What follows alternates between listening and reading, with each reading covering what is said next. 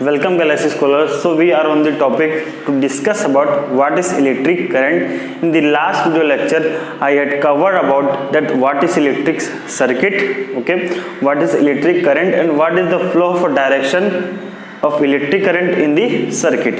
अब इस video lecture में हम डिस्कस करेंगे डिटेल में कि एक इलेक्ट्रिक करंट क्या होता है। जैसे मैंने बताया था कि रिवर में क्या होता है कि वाटर करंट होता है, पानी बहता है, उसी तरह एक सर्किट के अंदर क्या होता है कि एक फिक्स पाथ में और एक कंटिन्यूअस पाथ में एक पर्टिकुलर टाइम पीरियड में कितने चार्ज फ्लो हो रहे हैं, ठीक है, तो उसे क्या बोला जाता है, इलेक्ट्रिक करंट। एग्जांपल से समझने की कोशिश कर लेते हैं। मान लीजिए ये अपना सर्किट है, ठीक है, यहां से यहां तक जाने के लिए एक चार्ज कितना लग रहा है, 1 सेकेंड लग रहा है, तो उसको किसके द्वारा हम दिखाते हैं, इलेक्ट्रिक करंट। यानी कि एक फिक्स पाथ में या फिर कंटिन्यूअस पाथ में 1 सेकेंड में कितना चार्ज पास हो रहा है सर्किट के अंदर, तो उसे क्या बोला जाता है, इलेक्ट्रिक करंट। अब मैंने आपको बताया है कि एक सर्किट के अंदर एक कंडक्टर के अंदर क्या पास होते हैं, चार्ज पास होते हैं। चार्ज यानी कि जो भी कहते हैं ना नेगेटिवली चार्ज इलेक्ट्रॉन, ठीक है, मेन तो 3 होते ही हैं, पॉजिटिवली, नेगेटिवली और न्यूट्रल होते हैं। उसमें से इलेक्ट्रॉन आउटर मोस्ट सॉलिड में फ्री रहता है और वही एक सर्किट में क्या होता है, पास होता है और क्या लेके जाता है, इलेक्ट्रिकल एनर्जी, ठीक है। तो इलेक्ट्रिक करंट क्या है, पर्टिकुलर टाइम पीरियड में कितने चार्ज फ्लो हो रहे हैं, तो उसे क्या कहा जाता है, इलेक्ट्रिक करंट। ओके, तो ये तो बात होगी कि डेफिनेशन मैंने लिखा है वो भी हम देख लेते हैं कि the electric current is the rate of flow of electric charge.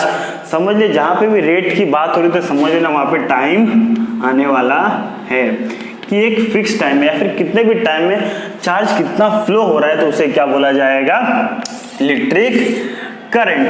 अब एक इलेक्ट्रॉन में कितना चार्ज होता है, 1.6 multiply 10 to the power of -19 coulomb charge होता है, ठीक है। अब थोड़ा फॉर्मूले की बात आते हैं कि I किसका साइन है, याद रखना है आपको, करंट का। तो हम कैसे इसको एक्सप्रेस करते हैं कि एक पर्टिकुलर टाइम यानी कि अपना टाइम आ गया, ये डायरेक्ट प्रोपोर्शन है। डायरेक्ट प्रोपोर्शन मतलब एक फैक्टर बढ़ेगा तो दूसरा फैक्टर भी बढ़ेगा। इनवर्स प्रोपोर्शन में क्या होता है कि एक फैक्टर बढ़ रहा है तो दूसरा फैक्टर क्या हो जाता है, कम हो जाता है, ठीक है। तो जैसे कि चार्ज बढ़ेंगे तो उतना क्या होगा, करंट बढ़ेगा, करंट फ्लो होगा एक सर्किट के अंदर, ठीक है।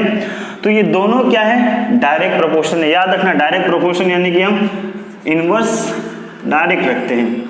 इनवर्स में क्या होते हैं कि रेसिप्रोकल लेते हैं अपने लोग, ठीक है।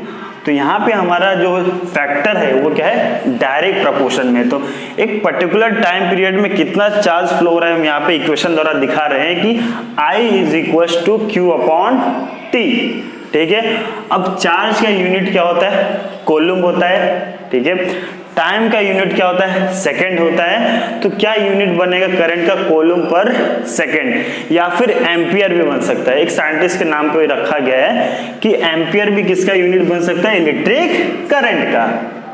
ओके, तो आपको ये भी याद रखना है, C फॉर कूलम, ठीक है, S फॉर सेकंड और A फॉर एम्पियर, ठीक है। यानी कि यहाँ पे 2 यूनिट बन सकते हैं। आगे जाके आप बहुत डिटेल में पढ़ेंगे यूनिट के बारे में, जब 11th में फिजिक्स लेंगे, डायमेंशन फॉर्मूला आएगा, वहां पे भी इन सब के यूज होते हैं। तो एक करंट क्या है का यूनिट क्या, कूलम पर सेकंड या फिर एम्पियर। ये तो बात होगी इसके यूनिट की। अगर मान लीजिए कोई सर्किट में बहुत ही कम मात्रा में क्या पास हो रहा है, इलेक्ट्रिक करंट पास हो रहा है, तो उसको किसके द्वारा दिखाया जाएगा, 1 मिली एम्पियर। जैसे कि किलो के लिए क्या होता है 1000 होता है, वैसे मिली के लिए क्या होता है 10 टू द पावर ऑफ -3। तो कम अमाउंट में सर्किट में क्या पास हो रहा है, इलेक्ट्रिक करंट पास हो रहा है, तो उसके लिए क्या हम यूनिट यूज कर सकते हैं, 10 to the power of -3 ampere या फिर 10 टू द पावर ऑफ -6 यानी कि माइक्रो, ठीक है। इसको म्यू ऐसे दिखाया जाता है। अब नेक्स्ट, अब कितना करंट पास हो रहा है, कोई भी फिजिकल क्वांटिटी कितनी मात्रा में किसी सर्किट में फ्लो हो रहा है वो मेजर करना बहुत ही जरूरी रहता है, ठीक है। तो एक सर्किट के अंदर कितनी मात्रा में करंट फ्लो हो रहा है उसको मेजर करने का जो इंस्ट्रूमेंट है उसका नाम क्या है, एमीटर, जिसको इसके द्वारा दिखाया जाता है A+ यानी कि हायर पोटेंशियल, माइनस यानी कि लोअर पोटेंशियल।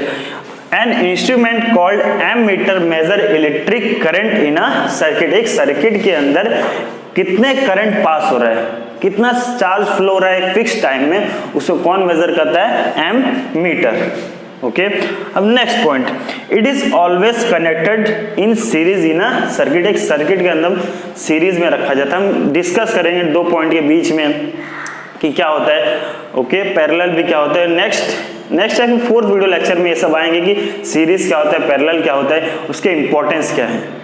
ठीक है, तो ये तो बात होगी कि इलेक्ट्रिक करंट क्या होता है। अब नेक्स्ट वीडियो में हम ये देखेंगे किस तरह करंट फ्लो होता है। आखिर जैसे कि डिफ्यूजन के बारे में मैंने आपको हर बार डिस्कस किया है कि क्यों डिफ्यूजन में कोई सब्सटेंस हायर कंसंट्रेशन से लोअर कंसंट्रेशन जाता है, यही वही फंडामेंटल रूल भी यहीं पे आने वाला है कि क्यों एक करंट हायर टू लोअर जाते, वही फंडा आने वाला है।